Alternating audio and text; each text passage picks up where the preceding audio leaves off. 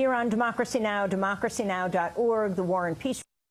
Goodman. We're broadcasting from Park City, Utah, from the Sundance Film Festival, from Park City TV, as we return to my interview with Selma director Ava DuVernay. So King is in battle here in Selma, but now let's talk about, well, that controversial backdrop around the film, which is his relationship with President Johnson. Mm-hmm. Talk about his relationship with President Johnson, the meetings he would have with him, the phone conversations he would have with him. Mm-hmm. Well, the relationship between MLK and LBJ wasn't a skip in the park. I don't care how many people try to ram that down my throat or make us believe that. I'm not here to rehabilitate anyone's image or be a custodian of anyone's legacy. From what I read and from what I have learned and listened to and know and talked to many of the people who were there, it was a relationship that was one of respect on the part of the SCLC, but they were constantly pushing and pushing and pushing. And at the time that we come into our film, they're asking the president to fully support, a push, a protest around voting rights, to not even a protest. They just asked him straight out, will he make this so?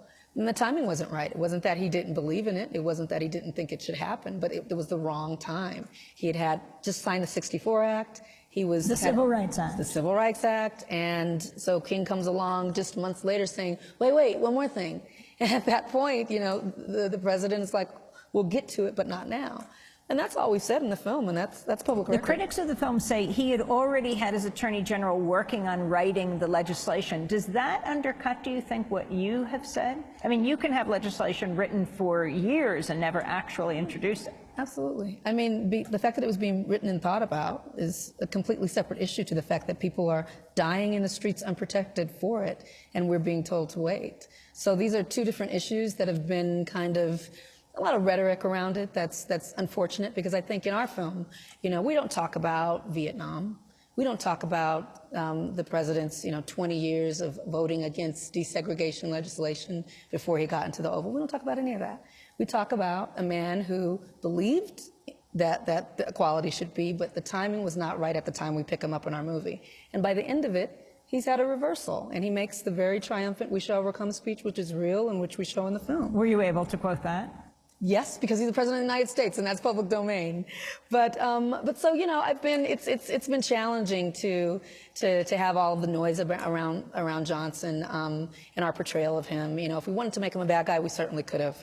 That was not our intention. Our intention was to show a leader who was under pressure from a bunch of sides and who had a relationship with King, which was very much a push and pull, which is what it was. It's interesting. I was just talking to Stanley Nelson, yes, the great documentarian, yes, asking him about the controversy around Selma. Did you overly villainize LBJ is the overall question, if that is even a word.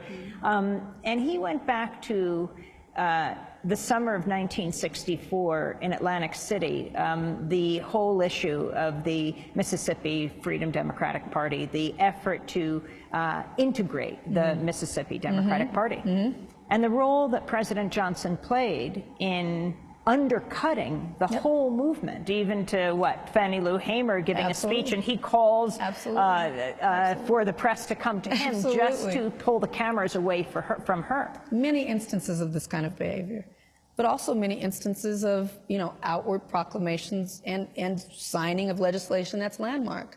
That's fascinating. He was a fascinating man, but in a lot of ways he was a reluctant hero, and I don't think that is a bad thing. But if you are the custodian of a legacy, and your world and your income and your employment is all around the uplift of a certain legacy, then I can see how if this isn't exactly what you're pushing, you push against it. And that's what's happened here. It's unfortunate, but if we really want to talk about the legacy of Johnson, we should be talking about how the Voting Rights Act has been dismantled. If you really care about the legacy and not what it looks like and what it feels like, but what it actually did. And no one's talking about that. Let's talk for a minute about J. Edgar Hoover and what he was doing at this time, which you certainly dealt with in Selma, what he was doing to King. Well, Stanley Nelson, in his documentary Black Panthers, gives a beautiful overview of COINTELPRO, the counterintelligence program. The fact that, people who were fighting for freedom at that time were considered public enemies, and we're being surveilled, and we're being manipulated, and we're being dismantled by the FBI. You say it, and it sounds very conspiracy theorist until you really just check public record and know that J. Edgar Hoover did run a program called COINTELPRO, the counterintelligence program that was authorized and reauthorized during the Kennedy and Johnson and Nixon administrations. And it's a real thing. And it really is the reason why, you have the Black Power movement and the Civil Rights movement that was really, snuffed out in a lot of ways. And the recording of King, using it, sending it to Coretta, his wife. Yeah, Mrs. King speaks about that in her autobiography. This is real stuff. The meeting of Malcolm X and Coretta Scott King while King is in jail? Yep, real, yeah. Malcolm X, I really fought to have that in the piece. It's so moving to me that Malcolm X, just weeks before his assassination, actually sought out King and actually went to Selma with an offering of himself, of his reputation, to say, they will be afraid of me so much that they may do what you want as an alternative. So let me be here to represent what can happen if they do not work with you, the SCLC. And there's just something really sad, emotional to me about that, because I love Malcolm and I love King, to think that they were so close to maybe having some alignment, but it wasn't to be. He would be killed soon after, yeah. And of course, Dr. King as well, just a few years later. After. That's right. So let's talk about the dismantling of the Voting Rights Act. This 50 years after these Selma marches, President Obama has announced he will be going to Selma. What are your thoughts about that on the 50th anniversary? Well, I mean, I celebrate him going. Anything that can bring more attention to this. Real tragedy, American tragedy is what this is. So many people at risk of losing, their right to let their voices be heard. It's a shame. I thought that was going to be the primary conversation around Selma as I was making it, naively. I thought that was, hoped that is what people would talk about. And then you have the murders of Mike Brown and Tamir Rice and Eric Garner and non-indictments, and it turns to talk about something else, which was wonderful and troubling. Then you have protests, and our film speaks about protests and resistance, and so that was another conversation. Now you have diversity and exclusion and inclusion, and that's another conversation. In this film, every month it's morphing and taking on new issues, and for whatever anything else is going on, my heart, even in just talking to you, if I think about it too much, I'll get emotional, but it's a good thing. You screened the film for the Obamas at the White House? Were the kids there also? No, the kids weren't there. They had just finished their exams and they were out with friends. So we were able to have a grown-up evening, but it was lovely. They have seen it. The children have seen it, though. And it was beautiful to be in the White House in 2015 with a film like Selma, knowing that in 1915, the first film to ever unspool at the White House was The Birth of a Nation. And so 100 years later... Explain Birth of a Nation. Well, The Birth of a Nation is... do I have to explain Birth of a Nation to your audience? Sentences, do they know? And there are a lot of young people who weren't yet born in 1950. D.W. Griffith, a very innovative filmmaker who's craft-wise was at the vanguard of filmmaking, but politically and culturally was a complete racist. Made a film that was epic and very widely embraced in 1915 called The Birth of a Nation, which was might be the worst piece of film you will ever see if you believe in the equality of all people.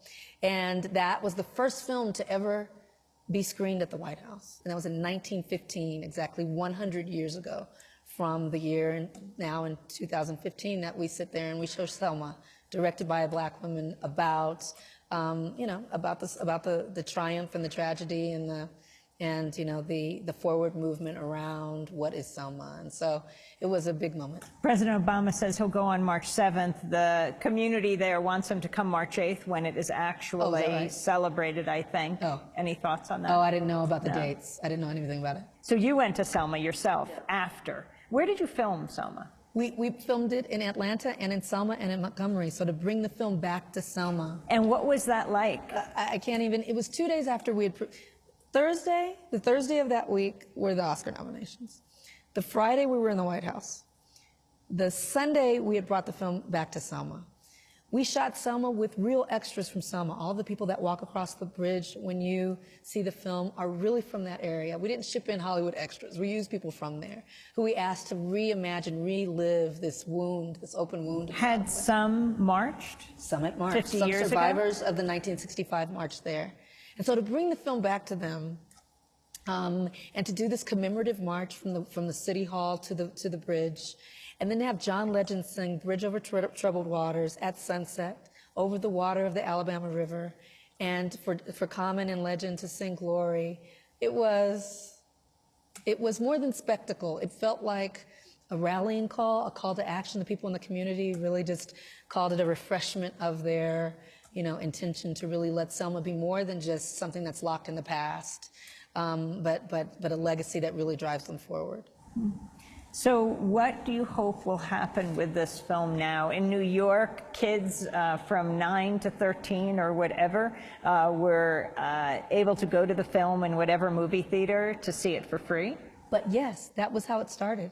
27 black business owners, black business leaders pooled together their money organically, no one asked them to do it, to send 27,000 New York City kids, 7th, 8th, and 9th graders to see the film at any participating theater. You just walk in with your report card and your student ID and you could see the film. Since then, that announcement, 27 other cities around the country, black business leaders in 27 other cities have given free screening tickets to over 250,000 kids.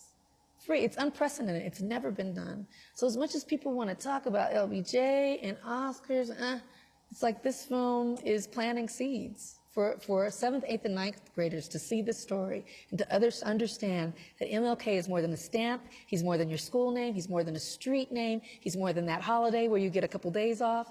What he really stood for is a seed planted that I hope will bear beautiful fruit.